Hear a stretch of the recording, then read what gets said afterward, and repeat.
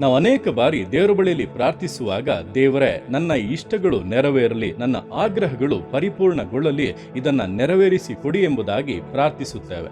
ಆದರೆ ಸತ್ಯವೇದದಲ್ಲಿ ದೇವರಿಂದ ಉಪಯೋಗವಾದಂಥ, ದೇವರು ಶಕ್ತವಾಗಿ ಉಪಯೋಗಿಸಿದಂಥ ದೇವಜನರ ಜೀವಿತವನ್ನ ನೋಡುವಾಗ ಅವರ ಮೊದಲ ಆಗ್ರಹ, ದೇವರೇ ನಿಮ್ಮ ಇಷ್ಟಗಳು ನೆರವೇರಲಿ, ನಿಮ್ಮ ಆಗ್ರಹಗಳು, ನಿಮ್ಮ ಚಿತ್ತಗಳು ಪರಿಪೂರ್ಣಗೊಳ್ಳಲಿ ಎಂಬುದಾಗಿತ್ತು.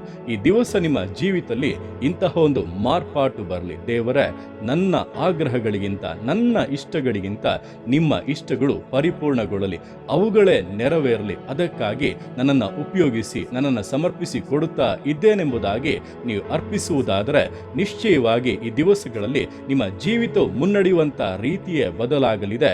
ದೇವರ ಉದ್ದೇಶಗಳು ನೆರವೇರುವುದು ಮಾತ್ರವಲ್ಲ, ನೀವು ಆಗ್ರಹಿಸುವುದಕ್ಕಿಂತಲೂ ಯೋಚಿಸುವುದಕ್ಕಿಂತಲೂ ಅತ್ಯಧಿಕವಾದಂಥ ಪ್ರತಿಫಲಗಳು ನಿಮ್ಮ ಜೀವಿತದಲ್ಲಿ ಕೂಡ ಉಂಟಾಗಲಿದೆ.